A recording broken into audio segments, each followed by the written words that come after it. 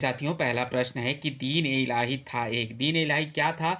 तो ये एक धर्म था। ऑप्शन सी हमारा राइट आंसर हो जाएगा।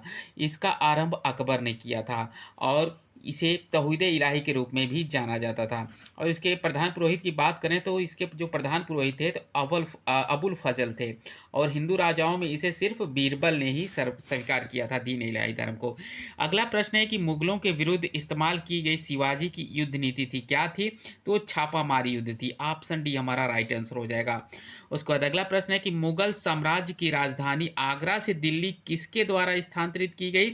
तो ये शाहजहां के द्वारा स्थानांतरित की गई थी। ऑप्शन बी हमारा राइट आंसर हो जाएगा। चलिए अगले प्रश्न की तरफ बढ़ते हैं। चौथा प्रश्न क्या कह रहा है कि सन 1857 के आंदोलन की घटना कहाँ कहाँ घटित नहीं हुई थी? तो ये मद्रास में घटित नहीं हुई थी। आप अवध में हुआ था, मध्य प्रदेश में हुआ था और पूर्वी पंजाब में हुआ था। मद्रास में जो था ये घटना घटित नहीं हुई थी।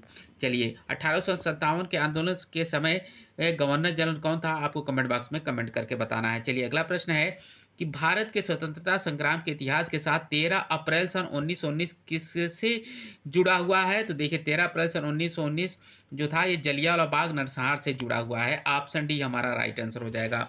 अगला प्रश्न क्या कहता है? चलिए वीडियो को लाइक जरूर कर लीजिएगा आप लोग। अगला प्रश्न ये कह रहा है कि किनका संबंध 1857 के युद्ध से नहीं है? तो गुलाब सिंह का जो संबंध है वो 1857 के युद्ध से नहीं है। ऑप्शन ए हमारा राइट आंसर हो जाएगा। अगले प्रश्न की तरफ बढ़ते हैं। सातवां प्रश्न है कि फतेहपुर सीकरी किस राज्य में स्थित है? तो ये उत्तर प्रदेश राज्य में स्थित है। कहाँ पे स्थित है? तो ये उत्तर प्रदेश राज्य में स्थित है। चलिए अगले प्रश्न की तरफ बढ़ते हैं। अगला प्रश्न है कि संगम साहित्य भारत के किस राज्य से जुड़ा हुआ है? तो ये तमिलनाडु राज्य से जुड़ा हुआ है। संगम साहित्य जो है ये तमिलनाडु राज्य से जुड़ा हुआ है। ऑप्शन बी हमारा राइट आंसर हो जाएगा। संगम साहित्य जो है तमिल भाषा में लिखा गया है। अगला प्रश्न है कि भारत का अंतरिक्ष यानी कि स्पेस रॉकेट लॉन्चिंग केंद्र कहाँ पे है? तो ये श्री हरिकोटा में। कहाँ पे? श्री हरिकोटा में है। ऑप्शन सी हमारा राइट आंसर हो जाएगा। श्री हरिकोटा आंध्र प्रदेश में है। चलिए अगले प्रश्न की तरफ बढ़ते हैं। अगला प्रश्न है कि पुर्तगाल की राजधानी का नाम क्या है? पुर्तगाल की राजधानी का क्या नाम है? तो लिस्बन है। पुर्तगाल की राजधानी का नाम लिस्बन है। ऑप्शन डी हमारा राइट आंसर हो जाता है। अगला प्रश्न है कि अलाई दरवाजा किसके शासन काल में बना था? अलाई दरवाजा किसके शासनकाल में बना था? तो ये अलाउद्दीन खिलजी के शासनकाल में बना था। ऑप्शन सी हमारा राइट आंसर हो जाएगा। प्रश्न है कि राजा राम मोहन राय के द्वारा चलाया गया सुधार आंदोलन था? तो ये ब्रह्म समाज था। ऑप्शन डी हमारा राइट आंसर हो जाएगा। मुस्लिम लीग की स्थापना किस वर्ष हुई थी? तो देखिए मुस्लिम लीग की जो स्थापना हुई थी वो 13 दिसंबर सन 1906 ईस्वी को हुई थी। और कहाँ पे हुई थी? तो ये ढाका में हुई थी। ऑप्शन बी हमारा राइट आंसर हो जाएगा। 1906 ईस्वी में मुस्लिम लीग की स्थापना हुई थी। चलिए अगला प्रश्न है कि गदर पार्टी का संगठन किनके द्वारा किया गया था? तो गदर पार्टी का संगठन जो था ये सन 1913 में लाला हरदयाल सिंह के द्वारा किया गया था। ऑप्शन बी इसका राइट आंसर हो जाएगा। और इसकी मुख्यालय की बात करें तो इसका मुख्यालय जो था ये सैन फ्रांसिस्को में था। कई बार है कि राजस्थान के राजाओं में वह कौन शासक था जो अपनी सेना के साथ 1857 के संग्राम में अंग्रेजों की सहायता हेतु राज्य से बाहर गया था? तो कहाँ था? बीकानेर का। कौन? बीकानेर का शासक सरदार सिंह था। ऑप्शन डी हमारा राइट आंसर हो जाएगा। चलिए अगले प्रश्न की तरफ बढ़ते हैं। पंडित जसराज का संबंध है, पंडित जसराज का संबंध मेवाती घराने से है। ऑप्शन ए हमारा राइट आंसर हो जाएगा। किस राजा के दरबार में विभिन्न विषयों की 22 भरमार थी? तो इसका जो राइट आंसर हो जाएगा वो आपका हो जाएगा महाराजा प्रताप सिंह की। ऑप्शन बी हमारा राइट आंसर हो जाएगा। चलिए अगले प्रश्न की तरफ बढ़ते हैं। अगला प्रश्न है कि ढूंढाड़ राज्य की स्थापना निम्नलिखित में से किसने की थी? तो इसका जो राइट आंसर हो जाएगा वो हो जाएगा दुल्हा राय ने। किसने? दुल्हा राय ने। ऑप्शन डी हमारा राइट आंसर हो जाएगा। अगला प्रश्न है कि भारत में ब्रिटिश ईस्ट इंडिया कंपनी द्वारा प्रथम निर्णायक सैनिक सफल अभियान किसे माना जाता है? तो प्लासी युद्ध को माना जाता है। ऑप्शन बी हमारा राइट आंसर हो जाएगा। ब्लैक शर्ट आंदोलन जिसे फांसीवाद कहा जाता है की शुरुआत इटली के किसके द्वारा की गई थी? तो इसका राइट आंसर हो जाएगा बेनिटो मुसोलिनी के द्वारा। किसके? बेनिटो मुसोलिनी के द्वारा। ऑप्शन बी इसका राइट आंसर हो जाएगा, जो मार्च 1919 में प्रारंभ हुआ था। चलिए अगले प्रश्न की तरफ बढ़ते हैं। अगला प्रश्न है कि पूर्व वैदिक काल की सभ्यता का ज्ञान किस वेद से होता है? तो ऋग्वेद से होता है। पूर्व वैदिक काल का सभ्यता का ज्ञान किस वेद से होता है? तो ऋग्वेद से होता है। ऑप्शन सी हमारा राइट आंसर हो जाएगा। भारत के प्रथम सूफी संत कौन थे? भारत के प्रथम सूफी संत कौन थे? तो ख्वाजा मोइनुद्दीन चिश्ती जो थे, ये भारत के प्रथम सूफी संत थे। ऑप्शन डी हमारा राइट आंसर हो जाएगा।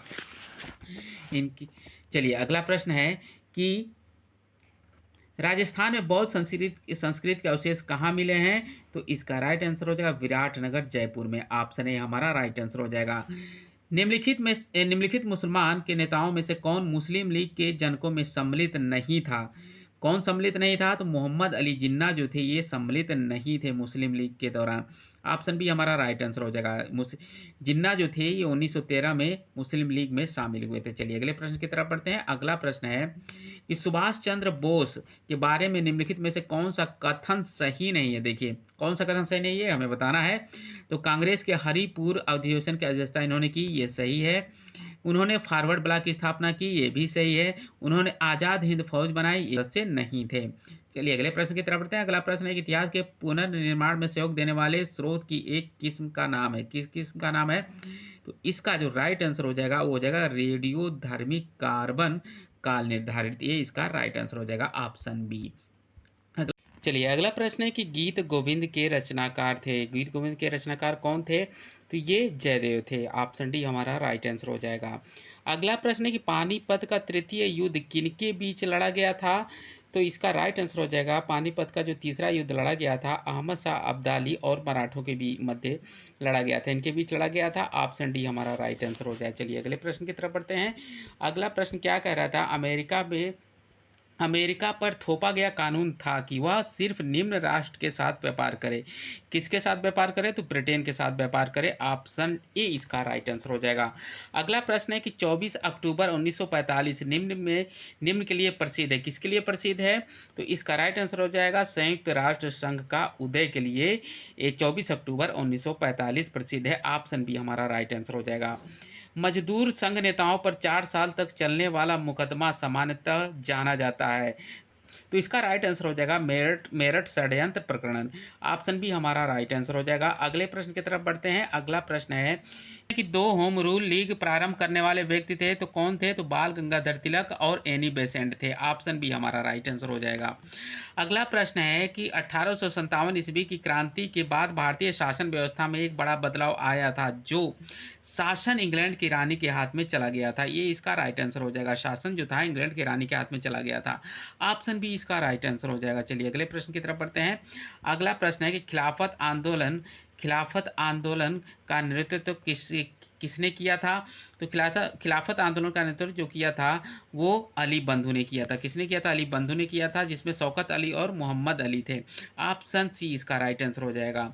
अगला प्रश्न है कि इंडियन एसोसिएशन की स्थापना किसने की थी? तो इंडियन एसोसिएशन की स्थापना जो की थी वो आपके 1857 में सुरेंद्र नाथ बनर्जी ने किया था। किसने किया था? सुरेंद्र नाथ बनर्जी ने किया था। ऑप्शन सी हमारा राइट आंसर हो जाएगा। चलिए अगला प्रश्न है कि बौद्ध, जैन तथा ब्राह्मण धर्मों में कौन सी धारणा एक जैसी है?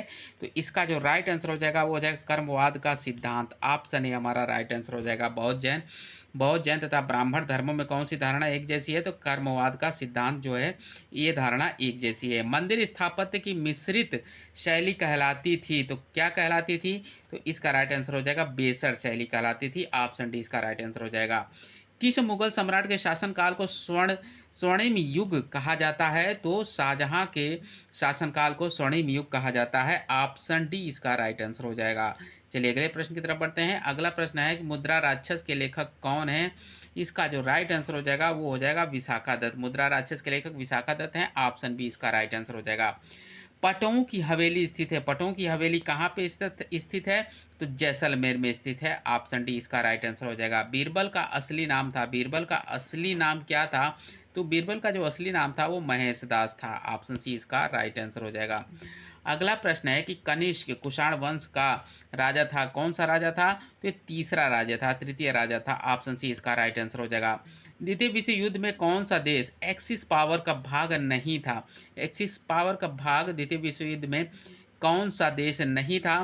तो इसका जो राइट आंसर हो जाएगा वो हो जाएगा फ्रांस। ऑप्शन डी इसका राइट आंसर हो जाएगा। फ्रांस जो था द्वितीय विश्व युद्ध में एक्सिस पावर का भाग नहीं था। अगला प्रश्न है कि प्रख्यात चीनी इतिहासकार व्हेन-सांग राजस्थान के किस शहर में रुके थे? तो भीनमाल शहर में रुके थे। ऑप्शन ए इसका राइट आंसर हो जाएगा। अगला प्रश्न क्या कहता है? चित्तौड़गढ़ स्थित विजय स्तंभ का निर्माण किसने कराया था? चित्तौड़गढ़ स्थित विजय स्तंभ का निर्माण किसने कराया था? तो इसका राइट आंसर हो जाएगा महाराणा कुंभा ने करवाया था चित्तौड़गढ़ स्थित विजय स्तंभ का निर्माण। ऑप्शन बी इसका राइट आंसर हो जाएगा। सम्राट हर्षवर्धन ने किस विश्व प्रश्न है कि सम्राट हर्षवर्धन ने किस विश्वविद्यालय को विशिष्ट संरक्षण दिया था? तो नालंदा विश्वविद्यालय को संरक्षण दिया था। ऑप्शन सी इसका राइट आंसर हो जाएगा। दीन ए इलाही की शुरुआत किसके शासन में की गई थी? तो अकबर के शासन में की गई थी दीन ए इलाही धर्म। ऑप्शन सी इसका राइट आंसर हो जाएगा। राजस्थान में 1857 की क्रांति सर्वप्रथम कहाँ हुई थी? तो इसका जो राइट आंसर हो जाएगा वो हो जाएगा आपका नसीराबाद से। ऑप्शन सी इसका राइट आंसर हो जाएगा।